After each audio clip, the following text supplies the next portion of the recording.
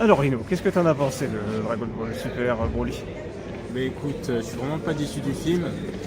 J'ai un petit peu peur au niveau du scénario parce que quand j'ai vu les trailers, j'avais un petit peu peur qu'ils misent un petit peu trop sur l'aspect combat. Mais finalement, dès qu'on commence le film, on est pris dedans. Le film dure à peu près 1h40 et franchement, on voit pas du tout le temps passer. Et ça qui est un petit peu dommage, c'est qu'il y a quelques incohérences dans le film, mais après, vu qu'on est dedans, on fait abstraction et finalement on prend plaisir à regarder le film. Je vais pas vous en dire plus parce que j'ai peur de vous spoiler. Donc du C'est coup, ça, moi je commenterai au calme chez moi, parce que sinon je vais spoiler, parce que là quand je suis à chaud, je m'enflamme. C'est vrai qu'il y a deux trois petites incohérences, il y a deux trois petites pas méchantes que je pourrais dire, mais c'est du spoil.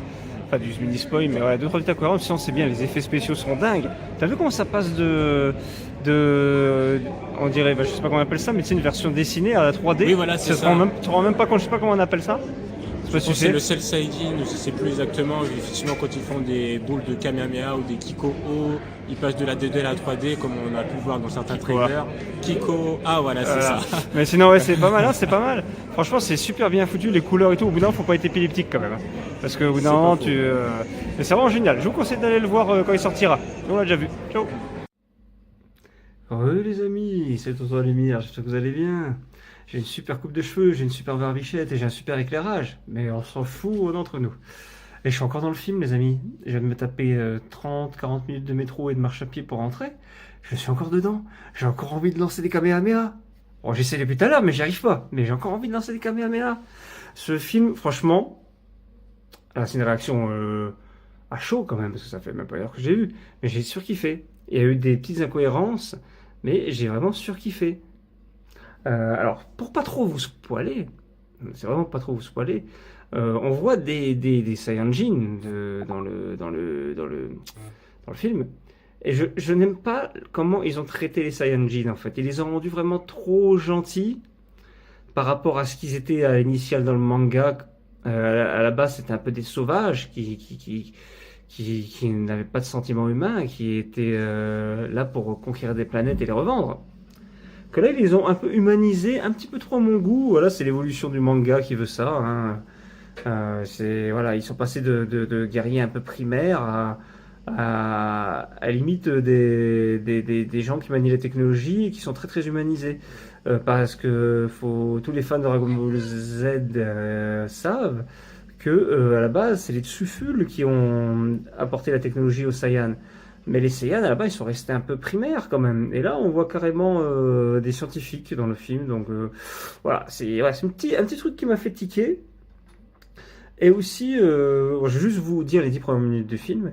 En fait, dans ce film, c'est Badak qui sauve Goku de la destruction de la planète des Saiyans. Ça, c'est pas à ce point là, parce que si vous avez regardé Dragon Ball Super, vous savez que la planète est détruite par Freezer avec son doigt là. Piou.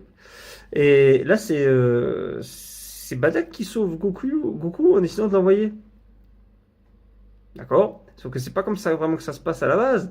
À la base, c'est Goku, il est faible, et comme il est faible, on l'envoie sur Terre parce que les Terriens, c'est la race, une des races dans l'univers les plus faibles, et du coup, il va aller conquérir la Terre, et il se cogne la tête en arrivant sur la tête, et du coup, il devient amnésique. Son Gohan, il le recueille, et puis il devient gentil, Goku. Donc il est gentil parce qu'il est amnésique à la base. Mais là, on montre des parents aimants qui veulent sauver leurs enfants et tout, alors que Batak, il s'en bat les couilles de son fils, et il commence à aimer son fils quand il sait qu'il viendra super balèze plus tard parce qu'il a des pouvoirs de voir des visions. D'ailleurs, dans le film, merde, j'ai dit qu'on voyait Batak du coup. Ouais, de toute façon, ouais, c'est pas grave. Vous en doutiez, parce que je voulais pas le dire qu'on voyait Batak, mais c'est pas grave, c'est dit. Euh... Batak, voilà, il sauve son fils, alors que normalement, il s'en bat les couilles de son fils parce que il commence à s'intéresser à lui quand il voit qu'il est super balèze parce qu'il a hérité d'un pouvoir de voir les visions de l'avenir. Que là, on n'en parle même pas de son pouvoir de voir des visions de l'avenir. Donc, si vous savez pas que Badak il est capable de voir des visions, bah, vous ne l'apprendrez pas dans le film. Voilà, même si vous l'apprendrez pas dans le film, même si à un moment donné il dit que il a un mauvais pressentiment pour quelque chose, mais il dit pas qu'il a une vision, il dit qu'il a un mauvais pressentiment. C'est voilà, c'est bizarre qu'ils en parlent pas d'ailleurs. Autre petite incohérence que j'ai trouvée à un moment donné, faut que j'essaie de me rappeler de quoi est-ce qui m'a fait tiquer. Oui, À un moment donné, Goku se bat contre Broly, du coup, parce que c'est le titre du film, donc c'est pas un spoil. Et il se bat sans se transformer en Super Saiyan, alors que Vegeta, plutôt, il vient de se faire défoncer alors qu'il était en une certaine évolution, je vous dis pas laquelle, vous verrez. Et du coup, Goku, il y va comme ça. Donc les puissances, c'est plus respecté maintenant. Qu'il soit transformé ou pas, il y a quasiment plus de différence maintenant. C'est voilà, ça m'a fait un peu tiquer aussi. Et, oui. Euh, pour terminer, je vais spoil juste la dernière minute. Donc coupez là si vous voulez. Si vous voulez pas avoir un spoil un peu plus gros, je vous conseille d'aller voir le film au cinéma. N'allez pas le matin en streaming. Matez-le sur un grand écran si vous avez de la chance qu'il passe dans une de vos salles. Parce que ce film-là, l'animation est de fou. Il y a des super couleurs dans le film. On passe de la 3D au dessin classique. On s'en rend presque pas compte par moment si, mais par moment non. C'est vraiment super bien foutu. Ils ont mis le budget dans ce film. Ils ont investi dans ce film. C'est juste de la folie. Je vous le conseille vraiment de le voir sur plein écran. C'est vraiment un film génial. Bon, pour la dernière minute, un petit spoil, donc quittez-la si vous voulez pas être spoilé. C'est bon? Bon, alors du coup, oui, on voit Freezer dans le film.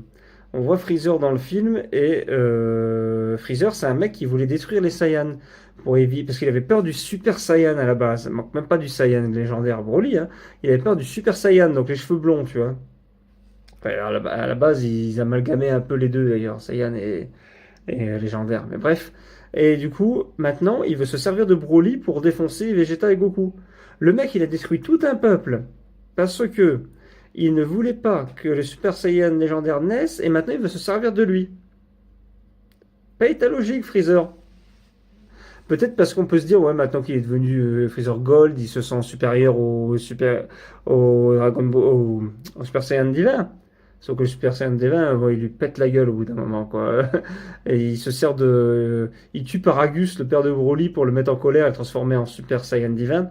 Et au bout d'un moment, il se prend une branlée Freezer alors qu'il avait rien demandé. Enfin, il a rien demandé. Si, il a été chercher Broly, il a tué son père, mais bon, il était dans le chemin, il s'est fait défoncer. Donc, très intéressant de voir Freezer se faire défoncer, c'est très jouissif. C'est pas intéressant, c'est jouissif, pardon. Et franchement, je suis à chaud en réaction. J'ai surkiffé le film, je vous conseille vraiment d'aller le voir. Ce film est juste génial. Allez le voir. C'est le meilleur film Dragon Ball que j'ai vu. Normalement, ils veulent le rendre canon. Ce qui va un peu me faire tiquer sur le fait que les Saiyans soient devenus super gentils et que c'est Badak qui a sauvé son fils et tout ça. Ça me fait un peu tiquer là-dessus. Mais il y a de l'humour. Il y a de l'humour. Franchement, il y a de l'humour Dragon Ballesque. Ça reste bon enfant. Au bout d'un moment, Freezer, il veut se. Bulma, elle veut les Dragon Ball pour rajeunir de 5 ans. Alors tout le monde lui demande pourquoi 5 ans. Parce que sinon, ça va se voir. On va croire que je fais de la chirurgie esthétique, ça fait rire. Et après, Freezer, il va les Dragon Ball. Et tout le monde lui dit pourquoi vous voulez être immortel? Vous voulez ne plus sentir les coups? Vous voulez quelque chose comme ça? Il fait mais non, ça serait trop facile sinon. Je veux grandir de 5 centimètres parce que dans ma dernière forme, tout le monde se fout de ma gueule parce que je suis trop petit. Ça, c'était marrant. Ça en plus, t'éclates pas de rire. Mais bon, c'est rigolo. Voilà, c'est Dragon Ball. Bulma qui laisse sa fille à un moment donné Virus au lieu d'être destruction et le lieu d'être destruction qui est transformé en babysitter, c'est marrant aussi quoi. Le mec il détruit des planètes mais là il garde un bébé. Donc c'est drôle, franchement il y a de l'humour et tout. Après on voit pas beaucoup de personnages, on voit juste vraiment Sangoku, Vegeta, Virus, Whis, Piccolo à un moment donné on le voit vite fait, mais on ne voit pas Sangohan, on ne voit pas Tenshinhan, on ne voit pas Krillin, on ne voit pas Boo, on voit encore moins Mister Satan. Si on voit Trunks, le petit Trunks par téléphone, en visioconférence, mais on voit pas Sangoten. Voilà, on voit très très peu de personnages en fin de compte. L'histoire est vraiment axée action Broly contre Sangoku et Vegeta quoi. C'est vraiment.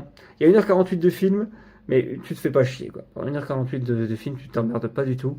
C'est vraiment centré sur les personnages principaux.